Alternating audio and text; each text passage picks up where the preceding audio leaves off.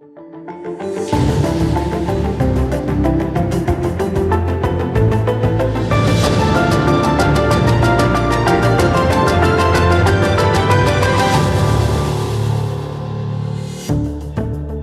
morning, everybody. Happy Thursday. We have an amazing show for everybody today. What do we have, Krystal? Indeed we do. Lots of interesting stories this morning. Actually, some brand new big breaking news on that reconciliation bill. Biden to make some big announcements apparently today. We'll bring you those details, and also just the insane back and forth on trying to generate any revenue, raise taxes on any of the top 1%, apparently is off the table for some people in the Democratic Party. Some developments on the strikes that we've been following, including the Secretary of Labor joining a picket of Kellogg's workers, so we'll talk about that.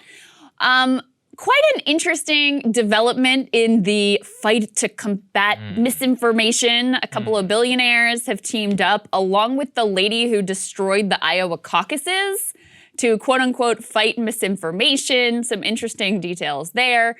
Quite an explosive exchange between the CEO of TikTok and Ted Cruz. We've got those details. Alec Baldwin and that fatal tragic shooting on set. There's some more revelations there about the live rounds involved, how much they've confiscated from the set, whether charges are still a possibility. Lots of interesting details there. Also, guys, this week you've got yesterday, Stephen Donziger sent to prison for 6 months, total insanity. And at the same time, you have Julian Assange, the U.S. government still on appeal trying to extradite him to the U.S. where he could face more than a 100-year sentence, all for the crime of doing journalism. We have Julian's brother here, Gabriel Shipton, to talk to us about exactly what is happening this week and the toll that it's taken on Julian, the toll that it's taken on their family. So really grateful for his time this morning. But we wanted to start with that big Biden announcement this morning. He is, all right, take all of this with a grain of salt. This just happened, so we don't even have an element. Right. He is supposedly revealing a new framework for the Reconciliation Build Back Better bill. It's supposed to be in the $1.75 trillion range. And according to the Washington Post, and this is the part you should be very skeptical of, it's, quote, expected to win support of all Democrats. Let me read you the lead here. President Biden plans to announce Thursday, that's today, a revised framework for his social spending plan that he expects will gain the support of all Democrats, according to multiple people with knowledge of the situation, marking a potential breakthrough after months of lengthy negotiations and stalled talks. The White House plans to detail specific policies it expects to pass Congress after weeks of whittling down Biden's agenda. According to one of the people, Democrats on Capitol Hill were preparing written details of the revamped proposal for release on Thursday. So not a lot of detail of what is going to be in and what is going to be out. But I can tell you, Saagar, there's been a lot of focus on what Manchin and Sinema will expect in this bill. I think the press is kind of missing the fact that progressives are not on board that's a good point. with where things are today. I mean, first of all, you had the mantra from the beginning, no climate, no deal. Well, all of the key climate provisions have been stripped down at this point. And then you even lose Senator Sanders' top priority that he said he will not support this bill without is expansion of Medicare. That's reportedly been taken off the table. Family leave even as well. Paid leave, which is like, again, one of these policies Democrats have been campaigning on forever that has like 80% support. That apparently is stripped down. So you're really left with next to nothing. And I can tell you, within the Progressive Caucus, as things stand today, they are not going to vote for this bill. And I know that they don't have a real reputation for drawing a hard line and sticking to it. But this thing has gotten watered down so far and is so pathetic and so far from any of the principles that they laid out to start with that even this Progressive Caucus, I think, is prepared to vote this thing down. So we'll see what Biden has to say. Politically, they would be doing Biden a favor by voting this thing down. It's a total mess. Nobody knows what's in it. Nobody really cares. It doesn't even have a popular provision like Obamacare did around the preconditions of age 26. To your point, broke this morning that Bernie Sanders apparently has told House progressives that he backs their position against moving against that infrastructure bill until the larger economic package. Everything is moving very quickly. That's why we don't have some of this stuff made as elements. But the key provisions and the key things is this, which is that over the last 2 days, we saw two things happen. We saw that Kristen Sinema had come out and said, I'm not going to raise taxes on any individual and any corporation. And so then there came this very harebrained cockamamie idea around taxing unrealized capital gains, but for billionaires only affecting the top 1,000. So then let's put this tweet up there on the screen. Senator Joe Manchin then came out and was like, yeah, no, actually, we're not going to do that. So that tax is all but dead. Now, in that scenario, I don't know how they're possibly going to raise any revenue. And this is why I'm personally mystified as to how Biden has the gall to even go out and talk about this. Because from this position right now, Krystal, the only tax which has currently survived any of this and has any idea is what Joe Manchin is floating called a patriot tax, which is basically that corporations have to pay a minimum of 15%. So no exemptions. By the way, I 100% support that. That's actually not a terrible idea once from Mr. Manchin. But there's no way that you can get the 1.7 trillion from any of that. And to raise some of their revenue, remember that bank proposal, which I talked about, the $600 thing? Yeah. Well, they said 10,000, but when you do that, according to the IRS, it's going to drop the amount of revenue. They may have to resuscitate the $600 proposal in order to try and meet their revenue figures. But they're not resuscitating anything. Well, that's this is really what it is here is I have no idea how they're going to possibly raise this amount of revenue. And I personally think this entire thing is a total joke because this cockamamie billionaire tax thing is possibly unconstitutional, which we will get to, and would almost certainly be challenged in court for years and years and years. And so very likely would never even be implemented, even if it ever were to survive the current conservative Supreme Court. But two, and we were talking about this yesterday, I am mystified. There is a very easy way to tax, not just, by the way, billionaires are not the only people who need their taxes raised. There are a lot of people who are worth $10 million or more who've been getting off scot-free for a long time. Hedge fund guys all over Wall Street. We could close the carried interest loophole tomorrow. That's $180 billion. The step-up basis is hundreds of billions. That's the over really big several one. years. And you know, Clifford Asness, to that billionaire who I've clashed with, to his credit, even in that Wall Street Journal piece, he goes, look, I'll be honest, the step-up basis, I can't defend that one. Yeah. Nobody can. It's a total joke that you're telling me you get to buy something for $1,000. We shouldn't say nobody can. Claire McCaskill can. Oh, that's right. I'm sorry. People who are paid to defend it. He's actually a billionaire. He's telling you he can't do it. I mean, it is truly pathetic. Yeah. So first you have what is, an improvement over the current situation, but not nearly far enough, which is we're going to raise the marginal tax rate on corporations and on wealthy individuals. So that was kind of after they'd already discarded, well, we're not really going to go after billionaire wealth. Right, we're not going to do the step-up basis. Plan. We're not going to go after carried interest. We'll just increase the top marginal tax rates. Kyrsten Sinema said, oh, no, we can't possibly do that. Okay, so we scrap that. So then they come up with, look, I mean, I effectively support anything that's going to tax the very wealthy because the playing field is so ridiculously uneven right now. But let's be honest, the billionaire tax they came up with, first of all, it only hits a very small number of people, like literal billionaires. 1,000. 1,000 people effectively that would be impacted by this thing. And second of all, it is extremely complicated when, as you're pointing out, there's some obvious low-hanging fruit here which would generate much more revenue. But it doesn't really matter at this point because now the billionaire tax is also dead because Joe Manchin, who there are apparently not a single billionaire that lives in West Virginia, but he's going to bat for them anyway. Isn't the governor a billionaire? I thought about that. Yeah. I was thinking about that too. Okay, I guess it depends on the accounting. Right, okay. It depends on the accounting. So he might be standing up for the interest of Jim Justice. You're right about that. The governor of West Virginia. Who doesn't even like him, so there you go. Yeah. So there you go. So Manchin rules that out. By the way, we have to put this in here, Elon Musk was very upset about the idea of a billionaire tax. Elon Musk, this is from Judd Legoo, who is worth $229 billion, richest man in the world right now, and made $36 billion in one day this week. He had this sort of, he responded to somebody's suggestion that, they start with the billionaires, but next thing you know, they're going to come for you. And Elon was like, yeah, that's right. They're going to come for you next. This isn't just about me. So the dude who, I think he paid $0 in taxes in 2018 and has been exposed as using this, what do they call it? Buy, borrow, die. Yes, yeah.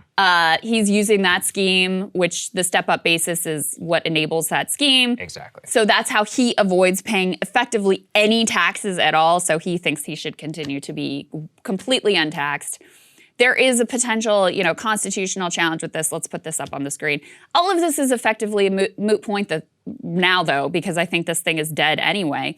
And to go back to the original point, which is that Biden claims he's going to have some framework today that he expects all Democrats to get on board with.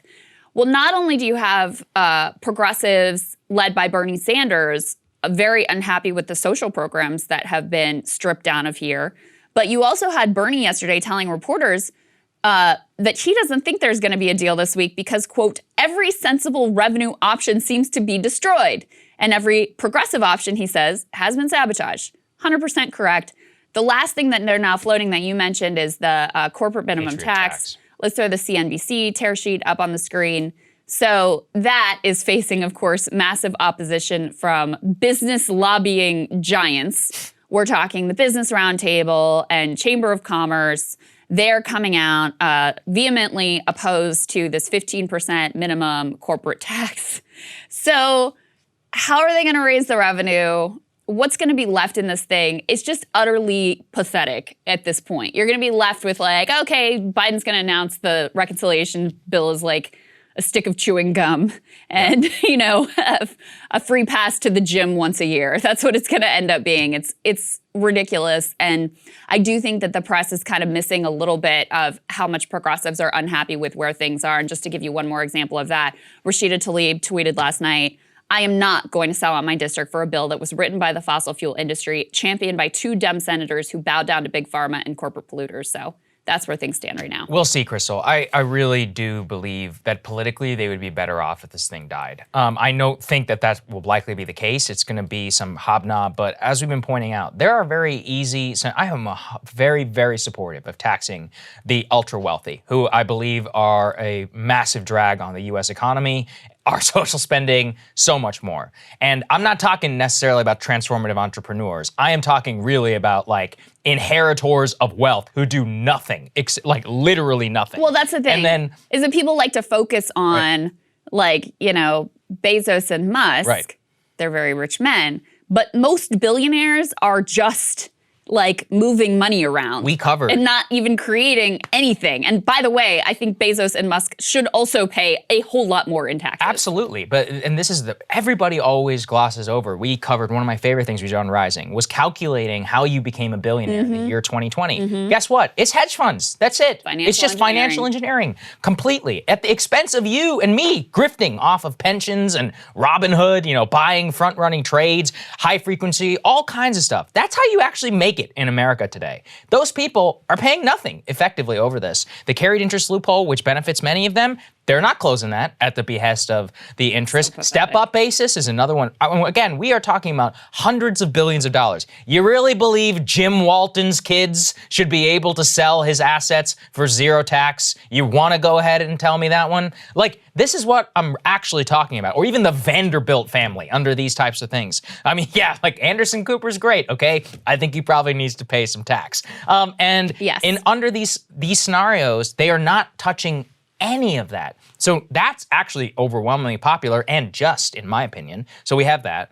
Also, they could easily change the capital gains rate and not have it affect any middle class or even millionaires and just cap it. So like the way that we have a progressive a progressive income tax, we could have the same thing on capital gains. If your net worth is over 10 million and that's the way that you mostly survive, we could tax you at 35%. Yeah. Easily. We could easily do these things. Do you hear anyone talking about it? All of the actual sensible ways in order to equalize our tax system and make it so that the rich would actually pay more, but in a sustainable fashion, have been chipped away. We have these fake little cockamamie schemes which live and die and which are actually not well considered at all. The only decent thing I've heard so far is this 15% whatever patriotic tax, but I think the whole thing is a mess. And again, to pay for what? That is who at home can tell you what is in this goddamn bill? No one. No one in this town could tell you at this point. I can barely tell you. Yeah. I mean, we know the list of things that keep getting left on the cutting room floor. And I mean, one of the most revealing things that we have covered recently is when the Pandora Papers came out, and there were very few U.S. billionaires among them, because it's like they don't have to shelter their income. Because they pay like 4%. They can just use the loopholes that are readily available to them and pay effectively no taxes or very, very low taxes, much lower of a rate than you hardworking person, certainly if you're a wage earner, are paying. And that is truly insane. And by the way, all of these things that we're talking about, closing the carried interest, step-up basis, increasing the top marginal tax rate, all of these things are wildly popular. Bipartisan support for lifting taxes on the very rich. So it is 100% a provable fact that this bill is being written and crafted to cater to corporate interest and the donor class. It has nothing to do with what the American people actually want at this point, because they've already stripped out the most popular provisions in the whole thing are gone. Negotiating prescription drug prices, that is one of the top, not only most popular, but also top priorities of the American people, gone because of big pharma. Paid family leave, okay? Also, huge high support, okay? Something that every other developed nation does in the world. Nope, can't do that either. Massive bipartisan support for that. Expanding Medicare. All of these things are so popular. The American people have been asking for them for years and years and years. Democrats routinely campaign on them, and then ultimately nothing happens. So we'll see what Biden has to say in his framework today, but I wouldn't get your hopes up here. First of all, just at the price tag, $1.75 trillion, there's only so much you can do with that to start with. Second of all, how is it going to be paid for? And third of all, the idea that all Democrats are going to support this, I find incredibly wishful thinking on the part of the White House, which, you know, it's also very clear they don't actually care about any of the details of this bill, except for they just want a checkbox. They just want to win. And you know that because what Biden's top priority reportedly was free community college, and that's already been kicked to the curb. So he clearly doesn't care about anything here except, like, let me just get a perfunctory checkbox so we can move forward. There you go. Thank you, Joe pathetic. Biden. On the other hand, we do have some good news for you today, which is some movement in terms, especially of public opinion on labor unions. And one sort of promising thing that the Biden administration did here, I don't want to give him too much credit because Biden said he was going to be the most pro-union president in history. So he set that bar for himself, and he is a long way from meeting that. However, let's throw this tweet up on the screen. His labor secretary, Marty Walsh, he did join a picket line in Pennsylvania of Kellogg strikers yesterday. Here he says, he's quote tweeting a Stephen Greenhouse tweet. Stephen says, in our nation's history, it's been very rare for a Secretary of Labor to go to a picket line to show their support. But Labor Secretary Marty Walsh plans to go to the Kellogg strikers picket line in Lancaster, Pennsylvania on Wednesday. That was yesterday, show his support, and he did in fact go. And Walsh says, I grew up in a working class family. I'm the son of immigrants and a proud second generation laborer. I have always stood with America's working people and will continue to do so as your Secretary of Labor. See you there. He later posted a photo of himself alongside the workers. And this is significant. It is a major change from, of course, it's different from anything that Republicans ever do, but it's also a big shift from, say, the Clinton era 90s. Big shift, yeah. When Democrats were happy to either actively throw unions under the bus, which many of them did, or to just allow them to wither on the vine because they weren't the cool demographic of, you know, up and coming white collar yuppies that the Democratic Party was going after at this point. And you can also see, you know, partly this is politicians responding to where the public is at this point. There's a new survey out from Data for Progress that finds overwhelming support, and we can put this up on the screen, for recent worker strikes. 74% approval of those recent worker strikes, everything that we've been covering, John Deere and Kellogg's and earlier on Nabisco, that includes 60% of Republicans. So a strong majority of Republicans. Here's the partisan breakdown there. You've got independents support at 72%, Republicans 60%, Democrats at the highest level of 87%. So there's a little bit of a partisan divide here, but pretty strong, overwhelming public approval for these workers who are taking matters into their own hands and demanding more from their employers. This tracks alongside with something else we've mentioned to you before, which is the highest level of support for unions since 1965. You have 68% of Americans now saying that they approve of unions. That is a huge spike from during the Great Recession when that favorability bottomed out at 48%, which as a bottoming out is actually not all that bad. Joe Biden would love to have those approval ratings right now, but a spike from 48% to 68% quite significant, and you see it showing up in support for these striking workers. That's really the interesting part here, which is that beneath all of the culture war surface, there is a huge revolution happening in labor, not just like organized labor, but the workforce in general. And you see there is so much grassroots support. I try to track it in terms of our popular culture.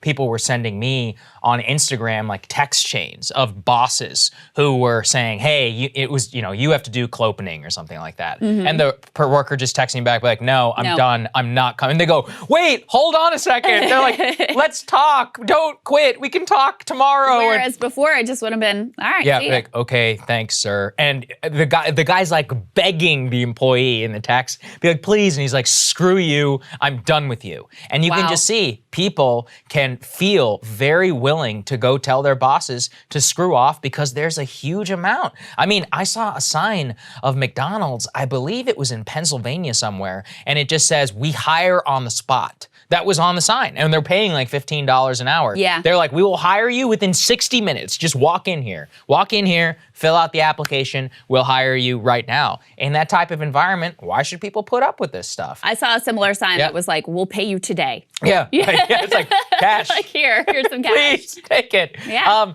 All of these, I think, are highly positive developments. And the reason why it's not getting enough coverage, it's almost a 100% blue-collar phenomenon. Almost entirely, 100%. The white-collar workforce is going back to work. In many cases, they never stopped working or they're working remotely completely. Their wages are like relatively stagnant. They're getting like holiday bonuses or whatever. But the mobility of the labor is all within blue-collar work, not requiring a college degree. And that's why you don't hear a goddamn thing about it. Blue-collar work to include the service industry. That's right. Yeah, that's right. And it is pretty fascinating. And again, you see the public full support. Total polar opposite of the totally polarized sectarian conflict that you'll hear all day, every day, reflected in every single cable news segment, no matter which channel you happen to be turned to. This is a really different phenomenon and a really different portrait of America that's happening here. And it gives me a lot of hope because at the same time that you see, the reconciliation, it's just so depressing, right? It's like the most depressing thing ever when you can't even get the most basic popular things that people vote for time and time again, when you can't even get those passed. And yet you see workers taking matters into their own hands and having an impact, not just within their own communities and what they're able to win from their employers and the improvements they're able to make, but you do see there having to be some political response. And you can see too, I mean, Republicans will take note that it will not be nearly so safe for them to engage in the overt union busting tactics that they've been engaged in comfortably now for decades. So there is a bit of a turning point here in terms of the labor movement and the possibility that they could seize the day. And again, if you're someone who believes in a multiracial working class politics, this is the most hopeful thing that you could possibly see. It transcends partisan divides. It does transcend education divides because we saw, college-educated teachers. We see nurses and healthcare workers involved as well. It certainly transcends geographic divides. This is a truly coast-to-coast, blue state, red state phenomenon, and you love to see it. There's one other piece here, update on the John Deere strike that we wanted to bring you from our friend Ken Klippenstein, who gets the best material. He gets the greatest leaks ever. So you will recall, as a little bit of setup here, that in order to break the strike, John Deere brought in their white-collar office workers to try to work on the factory floor. And within hours of the first day of them doing that, there was an ambulance rushed to the scene. It turns out there was somebody, crashed a tractor. These people are also being put in a horrible position, albeit I will say they could band together and refuse to work as well. But now, put that tweet back up for one more second. John Deere is basically banning the writing down of these accident reports. They've declared them confidential following tractor crash by non-union worker per an internal memo leaked to Ken, of course.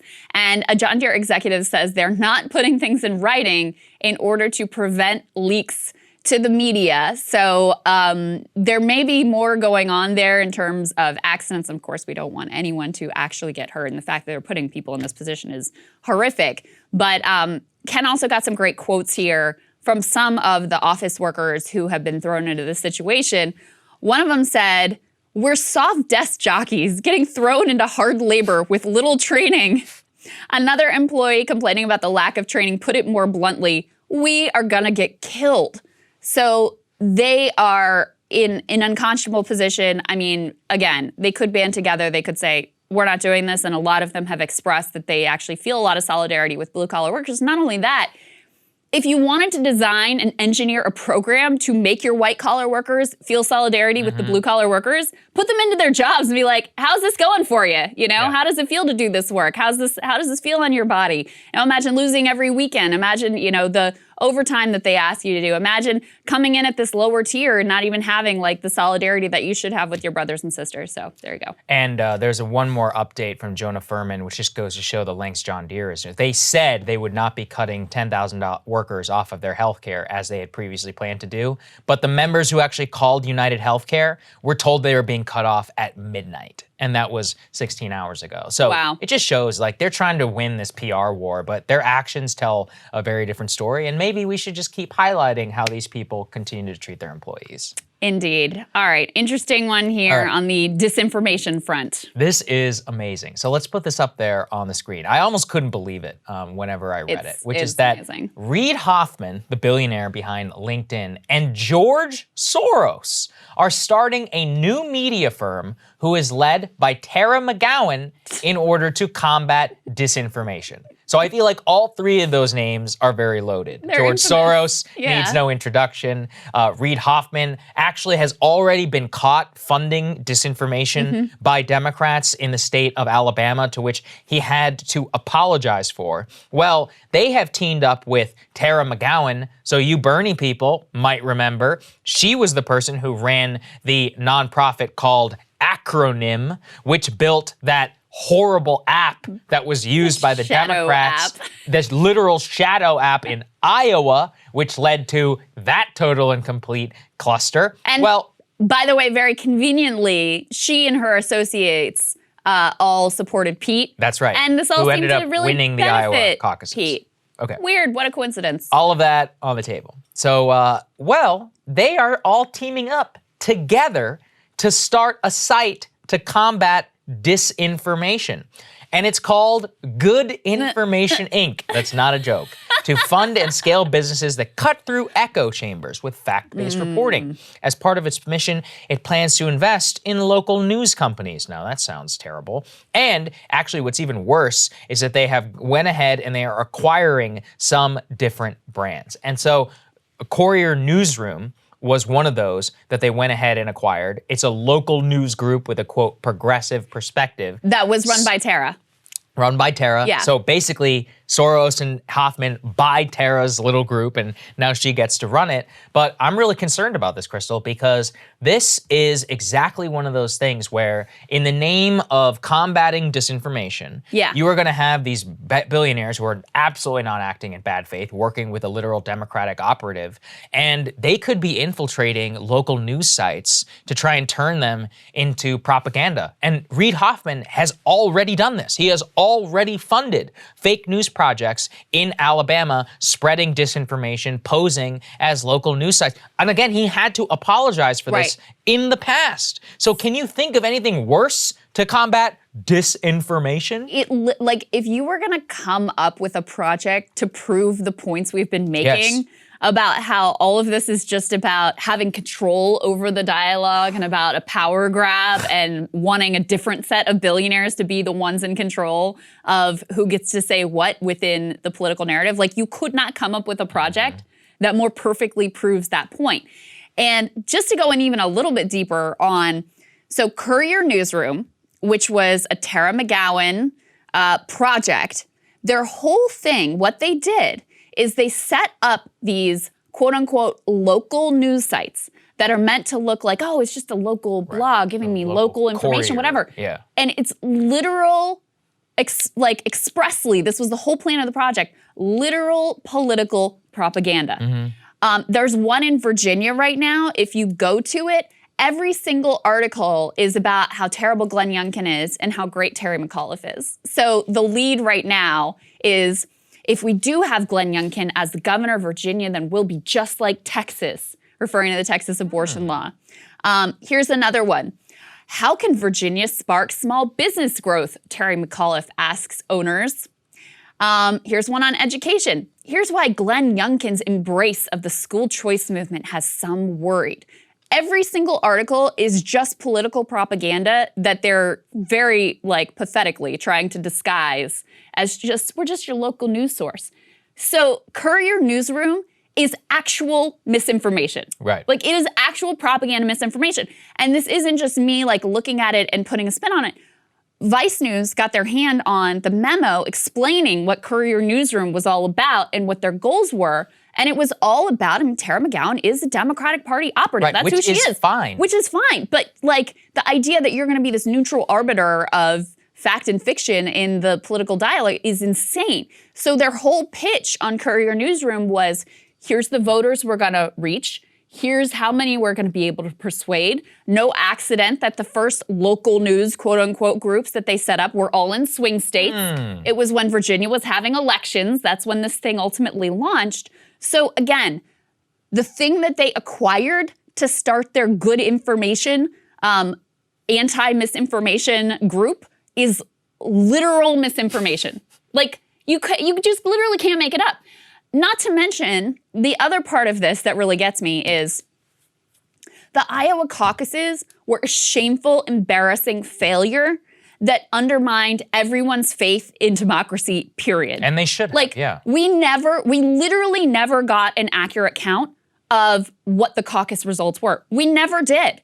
They just gave up. They're like, well, this is close enough, and we're going to give it to Pete. So she was intimately involved in that dramatic, embarrassing, terrible for the country failure, and is effectively being rewarded. There is no failing in the Democratic Party so long as you serve their interests. That's ultimately the bottom line here. I would love to know how much, she would ultimately, her Courier Newsroom thing, which is I don't think has had much of an impact, how much that was acquired for. I'm sure this is a for-profit entity that they're starting. So yeah, you just fail up within the Democratic Party ecosystem so long as you serve the centers of power that exist within that party. And if you worry about misinformation on Facebook, what's even worse about this is that they use these legitimizing sites and they try to pressure Facebook in order to make them a trusted source of information so they can go and fact check different stuff, right? So it has a good veneer, then Facebook will give it the green light, preferential treatment in its algorithm, and now you have fake news under the guise of combating misinformation spreading like wildfire and being shared by, I make fun of right-wing boomers a lot here on the show, left-wing boomers being like, oh my God, can you believe this? Share on Facebook, share on Facebook to some group or whatever, and sending it to your nephew even though he's like, Grandma, please stop sending me this stuff. It's completely not true. So and just again, so this is not my left-wing bitter about Iowa take here. This is from Salon, okay? Right. Salon wrote, an affiliate of Acronym, Courier Newsroom, has set up what appear to be local news sites, but are actually propaganda efforts aimed at creating content to be shared on social media to boost moderate, read conservative, Democrats. So that was their whole project. Fake news was literally their project. And now they're taking that and buying it and turning it into we're the good guys, we're good information, we're gonna tell you what's true and what's false. Wow.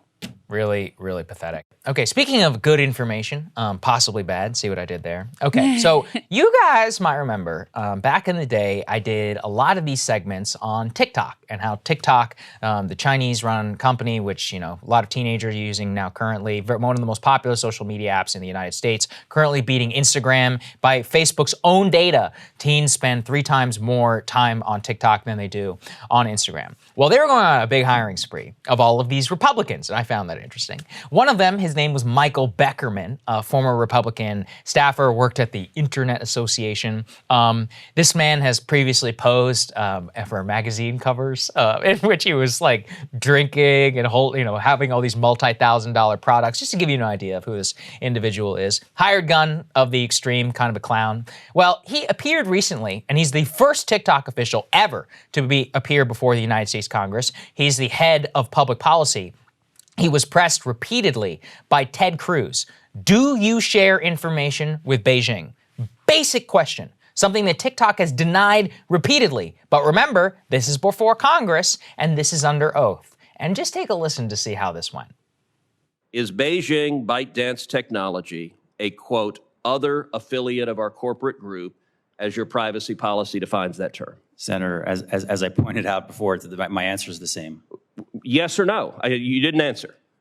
Senator, I appreciate you're trying with gotcha questions. It's not a gotcha question. I'm asking about your policy. I'm trying to be truthful and accurate about the Are you willing to answer this question, yes or no?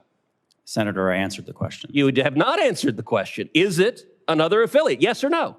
Senator, I stated a number of times that entity is a domestic entity within China for licenses there. And apples are red. You stated something that is not the question I asked. Is it another affiliate as defined under your privacy policy, yes or no?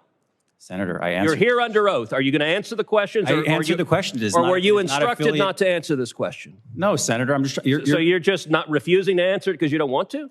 Senator, it is not affiliated with TikTok. That's your question, and that is the answer. So your answer, I want to be clear because you're under oath. Your answer is that Beijing ByteDance Technology is not a, quote, other affiliate of our corporate group, as your privacy policy uses that term. This is a legal question with consequence. Senator, I understand the question. As I pointed out, TikTok is not available in China. That is an entity that is for purposes of a license of a business in China that is not affiliated with TikTok. So for the record, you're refusing to answer the question. I believe I answered your question, Senator. Yes or no? Tell me which one it is. Just give me one word, yes or no. Senator, I answered the question. You're not willing to say yes or no.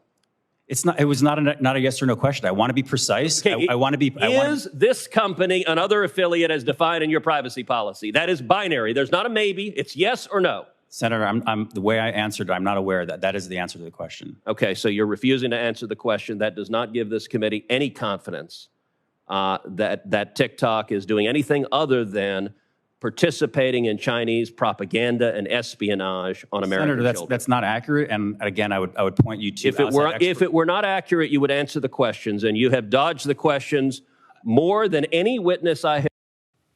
This is very important, Krystal. And look, I know it's Ted Cruz, and I cringe too whenever he talks. So, I'm sorry. But this is very important because what they get to, TikTok likes to say, we do not share any information with the Chinese government.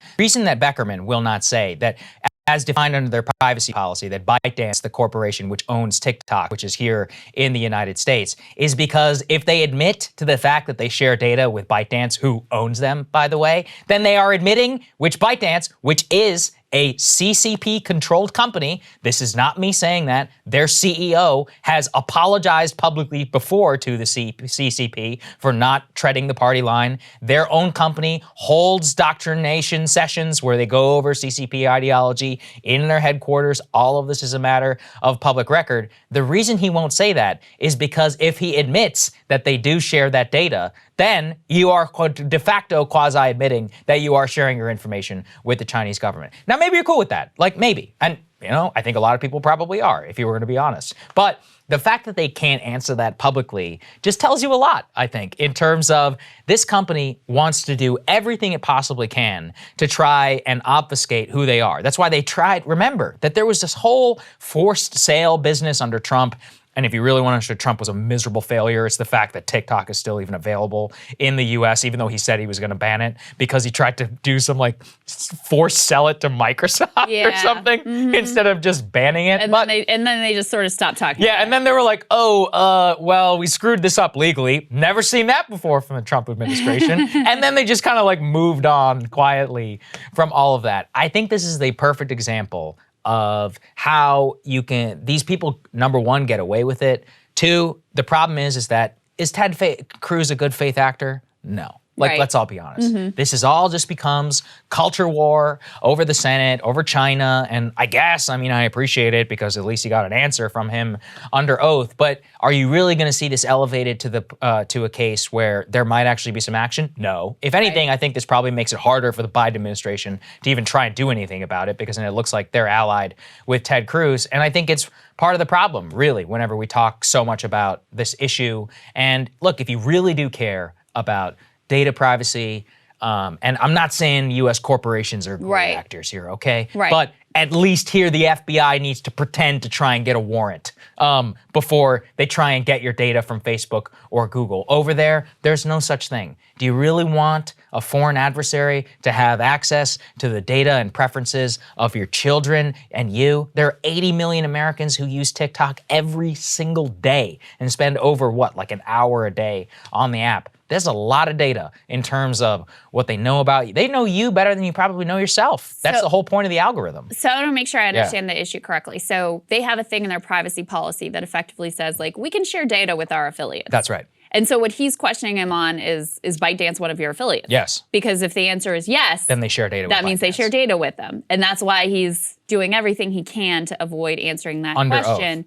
And the CCP, I think they have a seat on the board and own a stake in ByteDance. They're intimately involved. But, well, it's complicated. So in terms of the seat and the board and all that, they don't even need that because the company cannot exist without a license. So they grant the license. And you can't get the license unless you're in compliance with CCP doctrine and ideology. The thing that I guess that I take away most from this is like, God, these tech CEOs just lie through their teeth routinely. Yeah, they do. Routinely. All the time. Yeah. Before Congress, too. Before Congress on major issues of importance. I mean, Zuckerberg and the Facebook executives routinely lied about how their platform works, especially with regards to that elites are treated differently than the masses on their platform. They lied about knowing, like we now know that they are aware that Instagram causes a lot of harm to teenage girls and really like destroys their self-confidence and and creates, you know, eating disorders and all these issues. Like they studied that, they knew that, and then they were like, no, we don't know. It could be, who knows? We know with Amazon, like we know that they said that, oh no, we don't use third-party seller data at all to reverse that, to engineer our own products. We don't favor our stuff in the algorithm. Like they just will routinely misrepresent or outright lie, or this guy was, you know, trying to dodge the question altogether.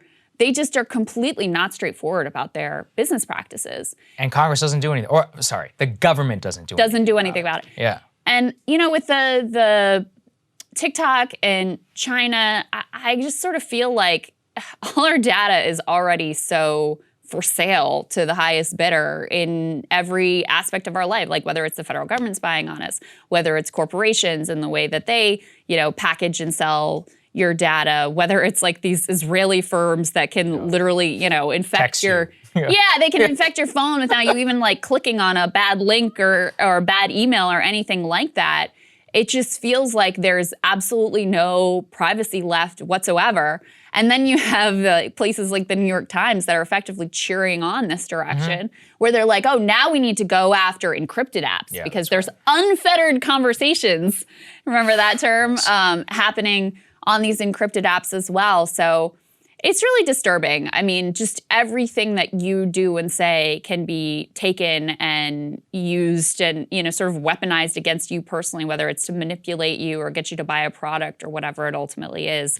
So that's what's sort of really depressing about it. But I find, but the last thing I'll say is like, you know, we have this fiction in America that the way that these businesses get ahead and the way they succeed is they create a great product and they compete in a marketplace and the cream rises to the top, and so the best products, the best companies succeed.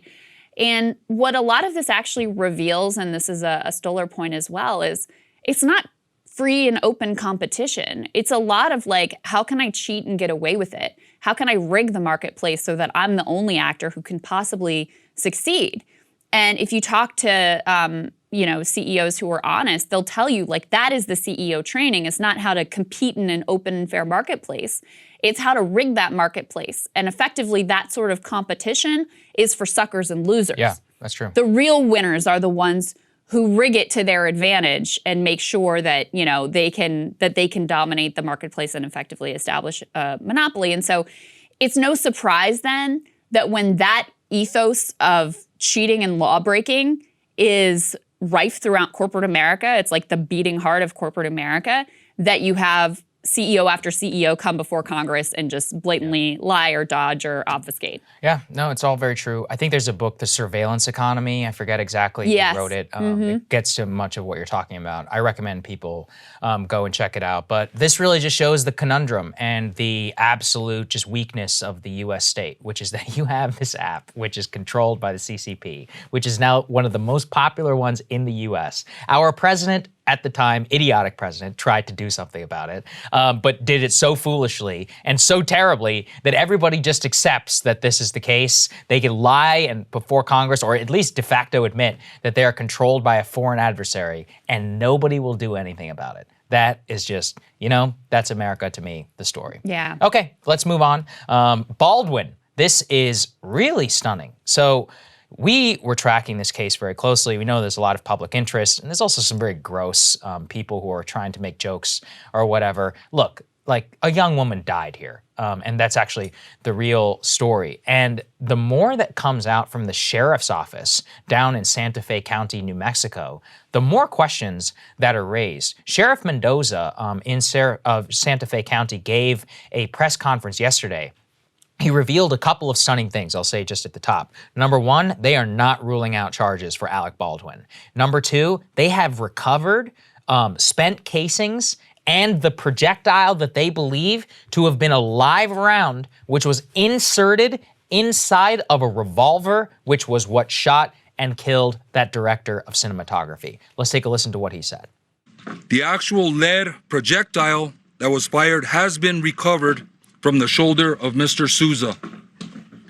The projectile was recovered by medical personnel where he was being treated and turned over to the sheriff's office as evidence. We regard this specific spent casing and recovered projectile to be the live round that was fired from the revolver by Mr. Baldwin.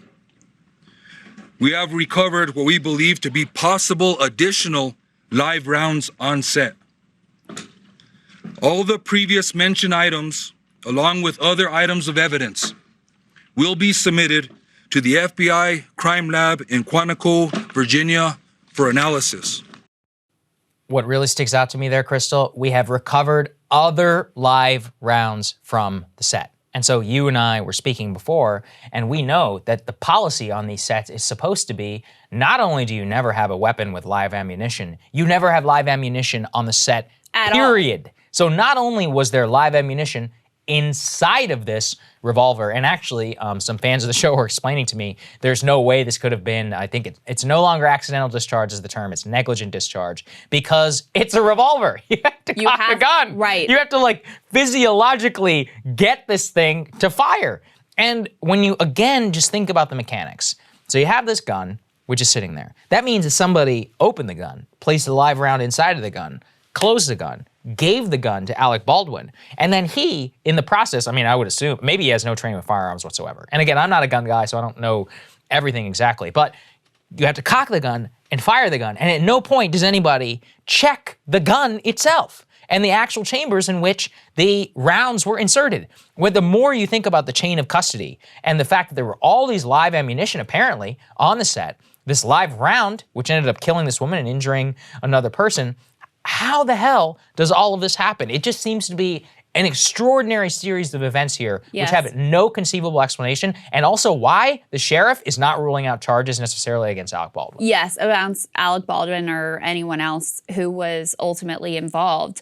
And that's the key question is, how and why were there live rounds on the set at all? Right. And right now, no one is saying what they have found or what they understand in that regard.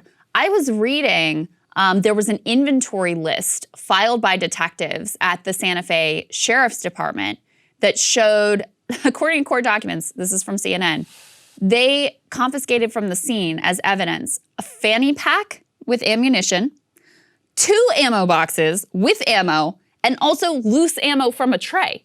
Like, what? What? I mean, again, I read a opinion piece from someone they call them armorers, who's in charge of the gun safety on the set, and they're supposed to be the ones ensuring that the guns are safe, that they don't have live rounds in them, handing them ultimately to whatever actor or person is going to use them. And they said that the only instance where you would ever have live ammo on a set is in these rare cases where you're maybe like filming a gun safety video for educational purposes. You have to license these guns. You have to register. There's a whole protocol involved to make sure that this never, ever happens. So not only did you have this live round fired from the revolver, killing the cinematographer and wounding another individual, but you apparently had other significant amounts of other live ammo just laying around the set. Why? How did this happen? And then the other thing you layer on top of this is that we know that the working conditions were not good. You had 6 individuals who had just quit. Some of the reports were that they were overworked, that they were tired, they weren't being booked hotel rooms, they were having to drive long distances. So you potentially have some of the people who are involved, and this is a little more speculative, but you potentially have some of the people who were supposed to be involved in safety who are exhausted and not at their best too. So you add that to the mix, but there are some significant missing pieces here right now because none of it adds up. The biggest question is, why was there live ammo on the set at all in the first place? And right now, no one is saying. And here's the other thing. Hannah Gutierrez Reed, she's the armorer. She has already told investigators under oath, no live ammo is ever kept on set. That's according to her. So either she's lying or somebody else brought some ammo onto the set. She also is very green. So this is only her second film serving as armorer. And on the last one, which was her first time doing this, apparently her father also worked in this capacity and was well known, et cetera. So she sort of came up in the culture.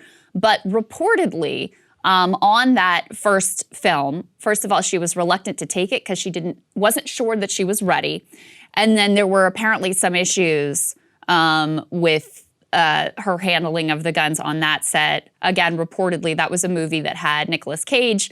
One report said that she fired a weapon close range to him. He was really mad because she didn't warn. She just fired at the ground, hurt his ears. So there were issues there as well where people felt that she was sort of too casual and not taking enough precautions with the firearms. But again, these are all reports, and who knows who's trying to throw whom under the bus here.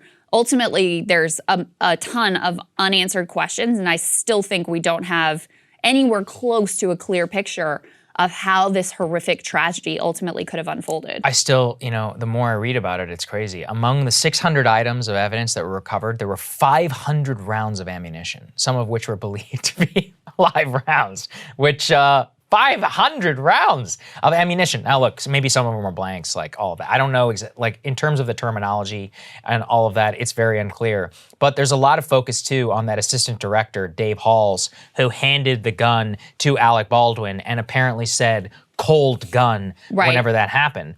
And what I also find very suspicious is that Halls, the assistant director, could only remember seeing, quote, 3 rounds, apparently is what he told detectives, and that he should have checked all of them. But he also said he couldn't recall if Gutierrez Reed had spun the drum of the gun, according to that affidavit, which has been signed by the detective. So clearly, there are a couple individuals here who are under the gun, so to speak, in terms of their investigation. Mrs. Gutierrez Reed, did she do her job? Why? She says there was no live ammo on set. Well, they've recovered a lot of live ammo on set. Not necessarily she brought it there. We'll see.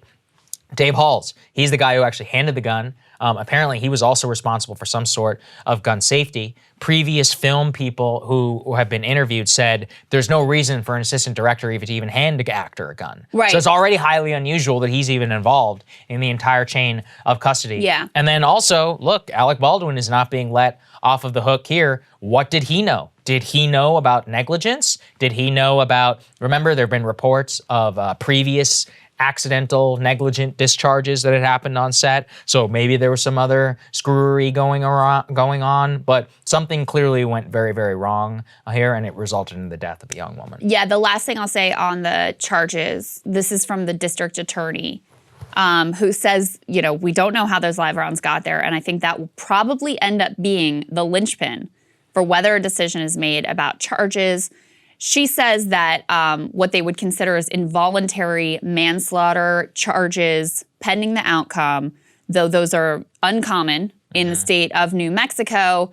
And she explains some of the legal jargon here, that effectively you'd have to show some sort of criminal negligence for involuntary manslaughter charges to ultimately be filed. Right. So we'll see where the investigation goes. But according to her, that question of how these live rounds ended up on the set and one of them in that gun, that is the linchpin, in her words, for whether or not charges will ultimately be filed. Yeah, we'll keep you guys updated. All right, Saagar, what are you looking at? Well, it's time for one of my favorite segments here on Breaking Points, inflation. Now, for the life of me, I cannot understand why so many people online are ideologically committed, one way or the other, to the idea that there is hyperinflation in our economy due to government spending during the pandemic. But here we are. And to be fair, we do need to acknowledge the basic truth that prices are rising all across the US economy to the detriment of the working class. Inflation, as we have covered here earlier in the week, is now the #1 concern, along with COVID, that voters have when it comes to judging the Biden administration. And when something reaches that level of political salience, I am cautioning everyone, ignore convenient explanations, ignore culture war grifters, pause, actually try to figure out what the hell is going on. I'll tell you why that's so important. Ask yourself if the people who are making hay about inflation actually care about it, and more importantly, have they diagnosed the problem correctly so they can fix it for you and your family. There are a whole lot of people here in DC salivating at the idea that the public will once again believe their lies that government spending is going to lead to a large increase in consumer prices. It's a perfect excuse to slash and burn services, and worse, it's the perfect excuse to do nothing in the middle of the next crisis.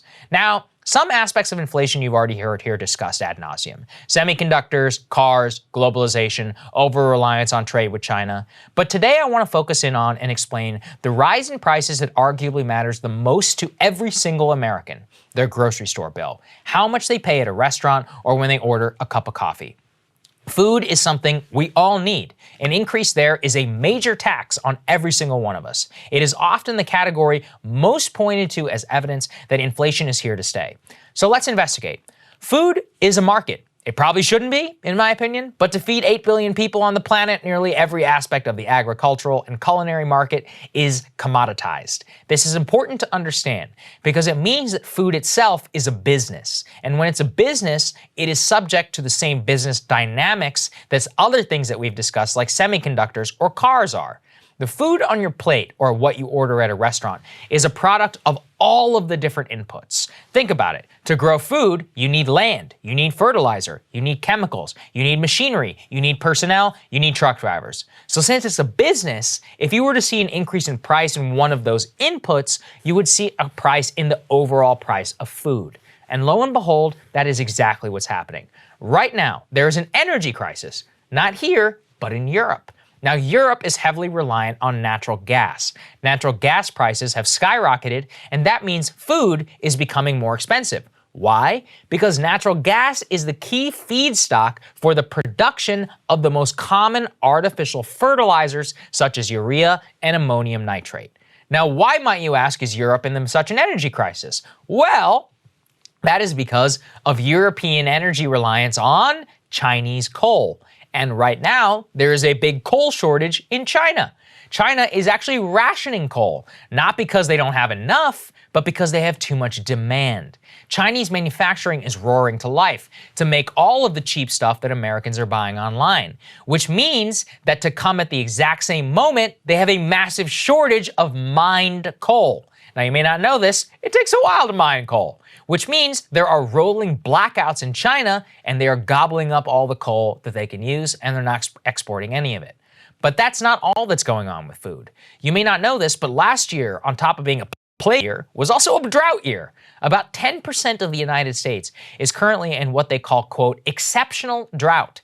The most severe designation, which is characterized by, quote, widespread crop and pasture losses, shortages in reservoirs, streams, and wells, amounting to a water emergency. the rest of the country ain't doing so hot either. We have 44% of the entire country affected by some level of drought and an additional 13% in some sort of water shortage. What about coffee? That's another food type category. Everybody realizes the price goes up. Well, that's connected to drought too, but not one here at home. In Brazil. Brazil provides more coffee to the United States than any other country in the world. They've had a severe drought this year too. On top of that, political protests in Colombia and the supply chain crisis have pushed coffee price up 43%. Some of you may have seen this viral New York Times story, and I actually think they did a pretty good job. Let's put it up there on the screen.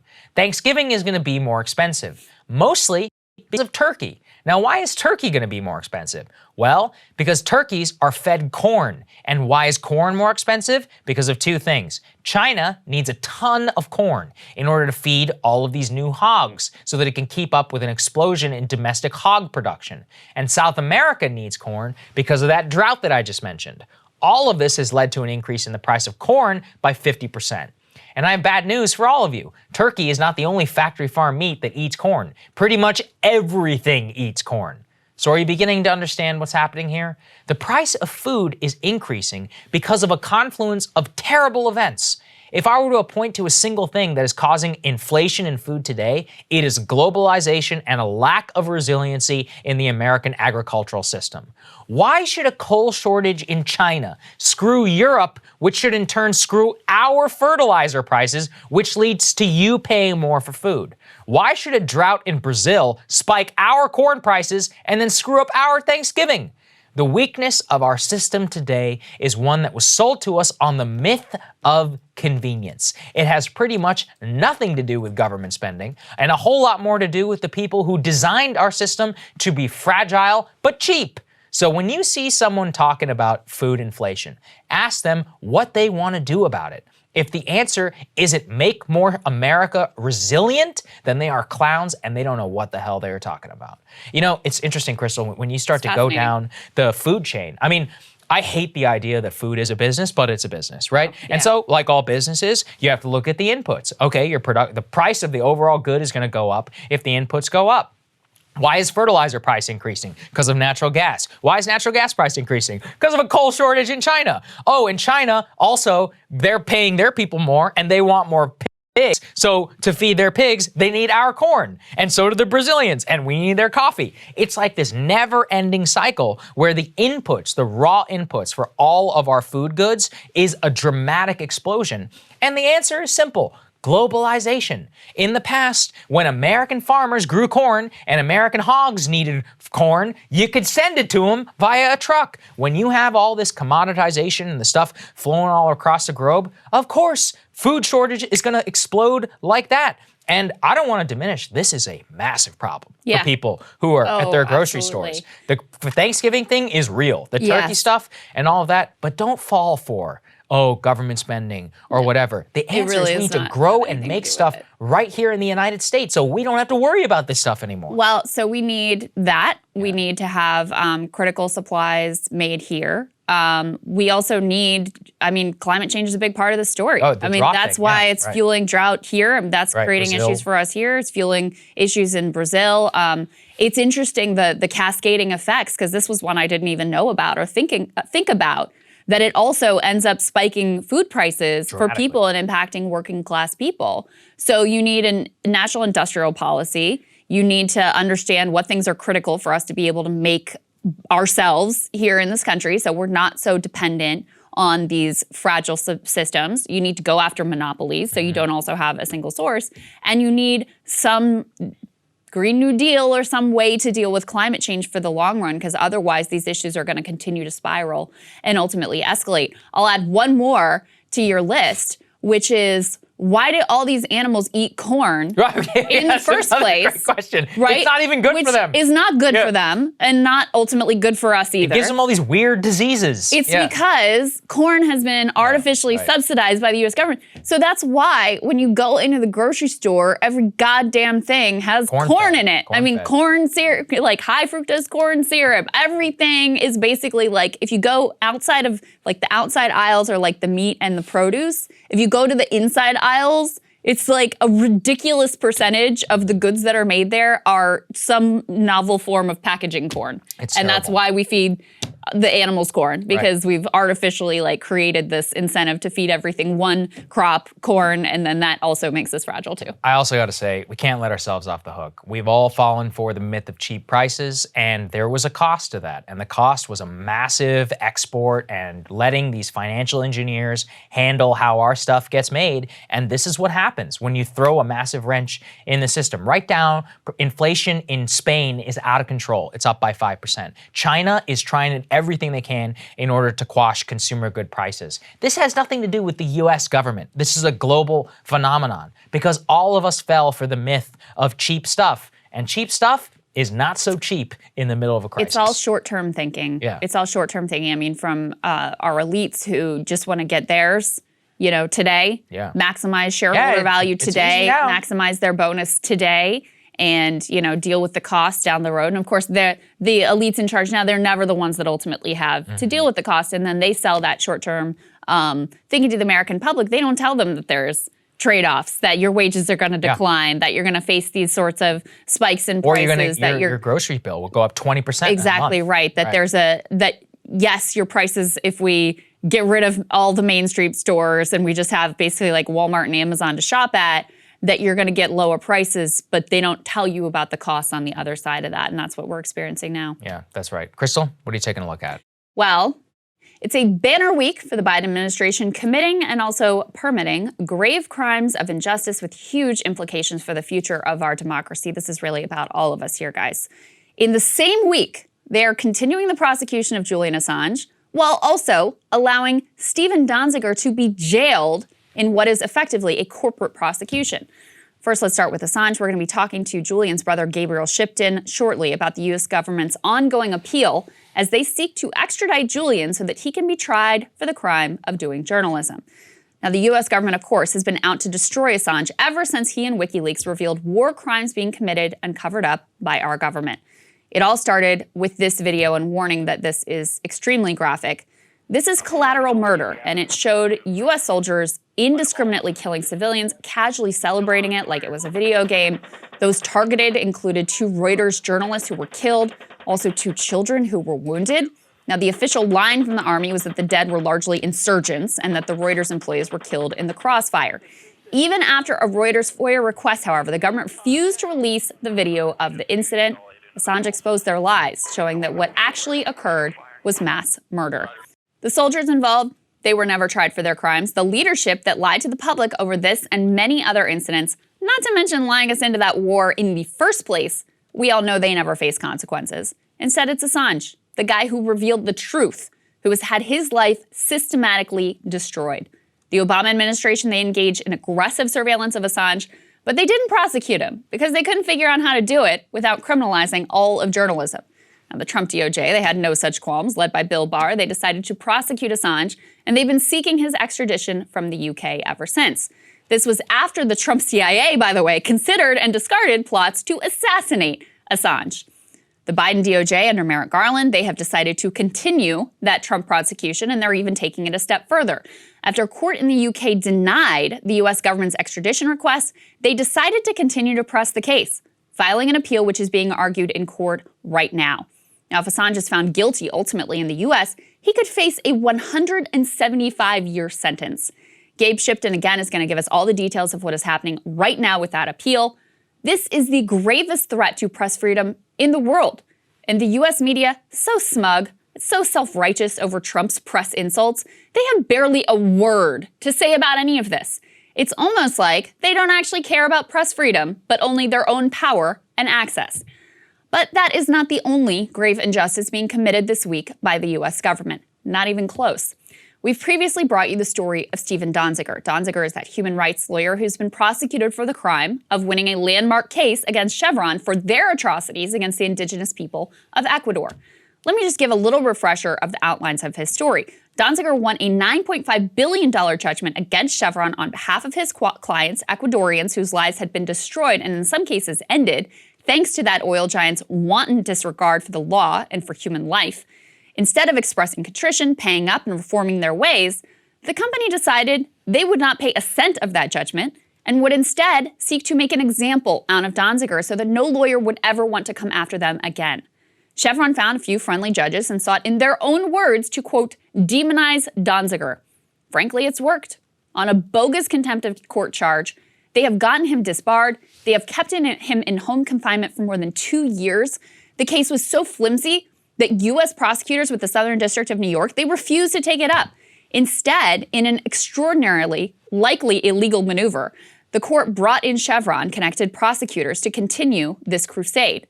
Now, this is not just my interpretation of events either. Both the UN and Amnesty International have called on Donziger to be released as his prosecution and lengthy home confinement violates international law against arbitrary detention. The UN demanded Donziger be paid reparations for his illegal treatment. Instead, the latest Chevron-connected judge sentenced him to an additional 6 months in prison. That is on top of the years that he has already served. In a lengthy diatribe at sentencing, that judge, Judge Preska, said of Donziger that, quote, it seems that only the proverbial 2x4 between the eyes will instill in him any respect for the law.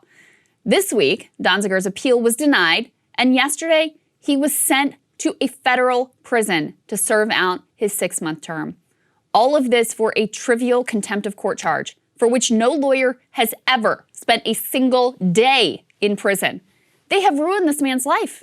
They've denied him of his freedom for years now, right as his son was growing up, stripped him of his livelihood. Just compare that, for example, to the sweetheart deal pedophile sex trafficker Jeffrey Epstein got down in Florida, 13 months on work release, relaxing at his Palm Beach office. But of course, Epstein was connected to the powerful. Donziger was challenging the powerful. Just as in the case of Assange, it is not the people who committed the crimes, who killed the civilians, who polluted the rainforest, who gave people cancer. They're not the ones who are held accountable. Instead, it's those working to expose those crimes and bring actual justice. And let's not leave it vague as to who is responsible right now in this moment. It is Joe Biden and it is Attorney General Merrick Garland. They could end this nightmare for Julian Assange and Stephen Donziger today. Please call Merrick Garland. I'll put the phone number in the description. Demand Donziger's release. Demand the charges against Assange be dropped. Demand actual justice. And with Gabe Shipton about to join us, I also want to say, please don't forget that aside from the societal injustice here, these are real human beings. They have families. They have people who love them, people who miss them dearly. The pain that has been caused to these people is a reprehensible moral outrage in and of itself. But it truly is a crime against all of us who depend on a free press, who want to live in a society where the powerful actually face accountability for their crimes, where you don't have a two-tiered system of justice, where the justice system is not just another arm of our corporatocracy. And shame on the media for relentlessly carrying water for the powerful by consistently ignoring all of their greatest crimes. And look, it all really came to a head this week with both Assange and Donziger. Donziger posted a picture of him saying goodbye to his son. Yeah, it was terrible. I just can't even wrap my head around what has been done to these people. And then it's a crime that the media doesn't seem to care. All these things that they purported to pretend to care about during the Trump years, silence. I really don't get why this hasn't been picked up by any, like, New York Times or somebody. I mean, like, I really don't understand it, which is that they purport to claim for all of these. And once again, even if he was guilty, which is in dispute, why is he spending a day in federal prison? That's like, according to him. It's like the lowest misdemeanor charge you can receive. And isn't he the first lawyer ever, like in U.S. history, to have to spend a day in jail for violating contempt of court? And again, that's all he claims was attorney-client privilege. So, like, what's happening here exactly? That seems if there are mob lawyers walking around using attorney-client privilege to, like, meet their cocaine, dealers or whatever in prison, I think we can let Mr. Donziger, out of prison or not have to serve a day in jail. Any way you look at the case, it's entirely unjust. It is absolutely crazy. They should just or commute a sentence or whatever. Yeah. And I think it's a media story more than anything, because they probably would if they even knew about it, but they don't know about it because nobody cares, apparently. I don't really get it.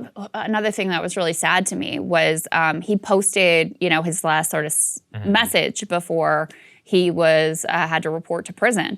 And he said in a kind of silver lining, like at least now I know in 6 months it's going to be over. Yeah, that's true. And I mean, that just tells free. you how much they have put this man through, that he would rather, in a sense, have 6 months where at least he knows, okay, it's finite. Whereas he's been in this indefinite detention hell for years now. His house, yeah. I mean, it's just utterly unconscionable. So you have a corporation just fully taking over the justice system, using it to destroy this man's life. With Assange, I mean, this is a huge issue. Like, if you care about free press, which is sort of foundational to this country and the whole thing we do here, right. They are truly criminalizing this man and seeking to send him to prison for life for exposing the crimes of the powerful, for doing journalism. And, you know, it's just, the situation is unconscionable as it starts with, and then the fact that the media can't be bothered to talk about these incredibly important and obvious injustices just makes it all the more disturbing. Yeah, that's right. All right, speaking of all of this, as I mentioned, we have Gabriel Shipton here. He's Julian Assange's brother, to give us an update on exactly what is happening in that court in the UK. Let's get right to it. Joining us now, we have Julian Assange's brother, Gabriel Shipton, here to give us an update. Great to see you, Gabriel. Good to see you, Gabriel. Yes, good to be here. Yeah, thanks for taking the time. I know this is an extraordinarily difficult week for you and your family. Could you just bring us up to speed with what is happening this week in the courtroom? And in particular, there's a question of why Julian wasn't present himself for the proceedings. Could you clear that piece up for us, too? Sure. So in January this year, Julian won his extradition hearing. The magistrate rejected the extradition requested by the US prosecutors. US prosecution appeal. This was still during the Trump period. And now we have the appeal hearing, which is 2 days, 27th, 28th. The appeal hearing is based on, some assurances that have been given by the US prosecutors that Julian won't be held under SAMS or go to ADX Florence, Colorado prison, and that he'll be able to serve his sentence in Australia once he's convicted. But all these assurances have caveats to them. At any time, if Julian's seen as communicating national security secrets or any sort of risk like that, he can be put straight into SAMS or moved to prisons instantly. And serving his time in Australia will only come once he has gone through the entire court process. So potentially 2 years more of the extradition proceedings in the UK, and then up to 10 years, all the way to the Supreme Court in the US. So he could potentially be 62 by the time he's serving his sentence back in Australia. Wow. And so with the developments here that he could be up to 62, Gabriel, what are the different avenues on which this might end? Do you have any hope, in other words, outside of the U.S. government dropping this case? Well, I guess that is the simplest, easiest way, is if the Biden administration just lets this go. Other than that, it's this extradition battle that just keeps going and going, and he's in his third year of prison. I saw him over the court video yesterday for the first time in almost a year. I last saw him in October 2020, just before the prison went into a COVID lockdown. And, I was shocked. Like, it looked like he'd aged like 5 years. I was just taken aback at his appearance and his manner in that small room that he was in at Belmarsh prison. I think it's important for people to understand, too, as you're laying out, the reason extradition was denied to start with was not because they rejected the U.S. government's case writ large. They said that they were worried about Julian's mental health and that he would be at extreme risk of suicide. So in light of that, what are you seeing in terms of his mental health, and what are his attorneys arguing with regards to his mental health? Well, so in this current appeal, there's some weighting of evidence, of psychiatric evidence that the U.S. prosecutors have, are appealing, the weighting given to it by the judge. But I think, the thing is, this case is just last week there was a coalition of 25 press freedom organisations, made up of the ACLU, Amnesty International, Human Rights Watch, Freedom of the Press Foundation, who all called on this case to be dropped, sent a letter to Merrick Garland and said this is, a massive threat to press freedom. So it's sort of just bizarre that this case is still going on in a court in the UK, and we're talking about, Julian's mental health, and we're talking about, prison conditions in the US. So, I think it's just really, really bizarre that, everybody knows this case is a huge threat to press freedoms, but it continues on. So, the only thing that we can sort of conclude is that it's a punishment by process to Julian. He's on remand, he's innocent, he hasn't been convicted of anything, and he's been in jail now for coming up to 3 years. Have you had any interactions directly with the Biden administration? Have they said anything that has either given you hope or been discouraging? I think, what's very interesting about the Biden administration is what they haven't been saying. They haven't been supporting this case at all. They are sort of, every time they're asked about it, it gets deflected to the DOJ. So, the line is, under this administration, the DOJ is independent and makes their own independent decisions. Blinken was asked about it in Paris. He deflected to the DOJ. Jen Psaki's been asked multiple times about this case, and it gets deflected, which is a very big change of position. Under the Trump administration, you had people like Mike Pompeo, when he was head of the CIA, coming out and saying, a war on WikiLeaks, declaring WikiLeaks a non-state hostile intelligence agency, which allowed them to sort of treat WikiLeaks as, say, they would the Iranian intelligence agency or the Russian intelligence agency. They were able to make plans and put together plans, without congressional oversight I assume you've seen the Yahoo News story where those plans, came out over 30 Right. sources confirming plans from within the CIA to kidnap Julian, to murder Julian. I think, what we've seen with this case now is those plans, they still exist, but they're sort of being put in place, through this veil of legality in a judicial way. Julian was taken from his refuge in the Ecuadorian embassy, which was exactly what the CIA had planned to do. They wanted to kidnap him, but now they've done it. They've managed to do it judicially. I think that's really well said. I know, Gabriel, that you and your father have also been working on a film tracking your struggle to free Julian. Let's take a look at a little bit of that.